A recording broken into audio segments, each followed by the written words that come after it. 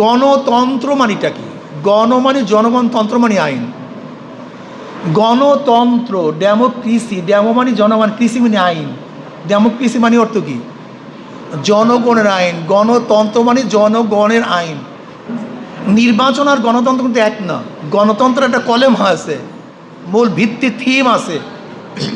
গণতন্ত্রের মূল ভিত্তি কি? By the people, of the people, for the people. এটা হলো গণতন্ত্রের ভিত্তি। যদি নির্বাচনই গণতন্ত্র হয়, তাহলে রাশিয়ায় কি নির্বাচন হয় কি হয় না? কথা বলেন। তা রাশিয়া কি গণতন্ত্র না সমাজতন্ত্র? তা যদি নির্বাচনই গণতন্ত্র হয়, তা রাশিয়া কীভাবে নির্বাচন হয়? কথাটা বুঝতে পারিনি। তার মানে গণতন্ত্র এক জিনিস, নির্বাচন ভিন্ন জিনিস। নির্বাচন হলো নেতা নির্বাচনের পদ্ধতি, প্রক্রিয়া। নেতা কি করবে, কোন আদর্শে চালাবে দেশ, সেটা হলো বিভিন্ন আদর্শ হতে পারে। কেউ ডেমোক্রেসি, কেউ সোশ্যালিজম, কেউ ক্যাপিটালিজম, কেউ কমিউনিজম, কেউ ইসলাম। তাহলে এইটা তো ক্লিয়ার হলো যে নির্বাচনী পদ্ধতি হলো নেতা নির্বাচনের পদ্ধতি, আর আদর্শ হলো একটা থিম, একটা থিওরি, একটা আদর্শ। কমিউনিজম একটা আদর্শ, সোশ্যালিজম একটা, ডেমোক্রেসি, ইসলাম একটা আদর্শ।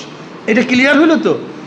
যদি জনগণ আমাদের ইসলামের পক্ষে ম্যান্ডেট দেয়, ভোট দেয়, তাহলে আমরা সদস্য কি বেশি গেলাম?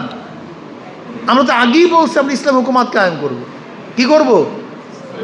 জোরে বলেন। যদি 51% সাপোর্ট আমরা পাই, তাহলে আমরা আগে কি বলছিলাম? তো বলাই আছে, আমরা তো বলছি। কাজে 51% মানুষ যেহেতু আমাকে ইসলাম হুকুমাত করার জন্য ভোট দিয়েছে, এখানে যারা অন্য পার্টি আছে তারা যে বাইরে যেতে পারবে না। এখনো বলে বিদেশি পার্টি, ইরান এখন কি করতেছে? পারছে ইরানের সাথে, আফগানিস্তানে পারছে। তার মানে সমস্যা আমাদের নিজেদের অন্তরের মধ্যে। আমরা নিজেদের গোলাম মনে করি, বাঘ মনে করি না। সমস্যা এখানে। এ অনেকে মনে করে ভারত আমাদের মধ্যে এরকম এরকম এরকম এরকম, ভারত চারোদিকে ভারত, তিনদিকে ভারত, ওদের এত অস্ত্র। এ সব গোলামের গোষ্ঠী। এই দালালরা আপনাদের মাথার মধ্যে ঢুকায়। কি ঢুকায়? যে ভারতের সাথে আমাদের পারা সম্ভব না। অথচ আপনি ইতিহাস দেখেন,